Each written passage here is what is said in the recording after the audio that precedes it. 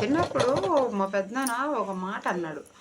అది ఏమన్నాడంటే, నన్ను అంటే నేను చిన్నప్పుడే అయితే మా పెద్దనాన్న బజార్‌కి వెళ్ళే టయానికి నేను ఇంటికెళ్ళాను. ఇంటికెళ్తే మా పెద్దనాన్న, "అమ్మ నువ్వొచ్చేదాకా ఇల్లు చూస్తుండవే" అన్నాడు. సరేనని నేను మా అక్క కొడుకు ఇంతున్నాడు. ఒక 6 ఆడికి ఒక 6, 7 నెలలుంటాయి. సరే అని వాడిని పెట్టుకొని అక్కడ ఆడుకుంటున్నాను. మా పెద్దనాన్న పని కానిచ్చుకొని రిటర్న్ వచ్చేదాకా అక్కడే పిల్లోడితో ఆడుకుంటున్నాను. మా పెద్దనాన్న అన్నాడు, చెప్పిన మాట ఇన్నానని ఆయన ఓ మాట అన్నాడు. అమ్మా, నువ్వు మంచి స్థాయిలో ఉంటావు పెద్దయ్యాక. మళ్ళీ ఏమో నువ్వు అనుకున్నది సాధిస్తావు, నువ్వు మంచి పొజిషన్లో ఉంటావు అని 3 మాటలు అన్నాడు. అయితే అప్పుడు నేను చిన్నపిల్లని కదా, దానికి అర్థాలు తెలియదు. పెళ్ళయ్యాక అర్థాలు తెలిసింది.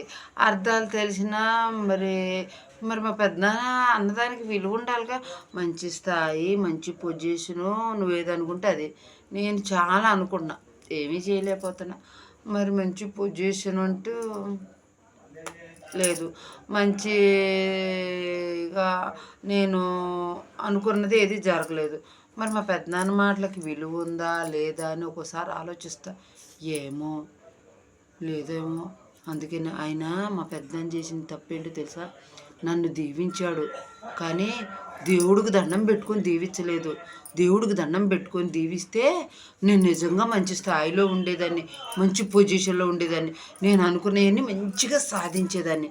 అయితే మా పెద్దనాన్న ఆ దేవుడికి దండం పెట్టుకోలేదు. మీరు ఎప్పుడైనా పిల్లల్ని ఆశీర్వదించేటప్పుడైనా, దీవించేటప్పుడైనా దేవుడికి దండం పెట్టుకొని దీవించండి. అర్థమైందా? ఎందుకంటే పిల్లల మనోభావాలు దెబ్బతీయొద్దు. ఇప్పుడు మా పెద్దనాన్న దీవించేసి ఆశీర్వదించేసి వెళ్ళిపోయి పైన ఎక్కడో కూర్చున్నాడు.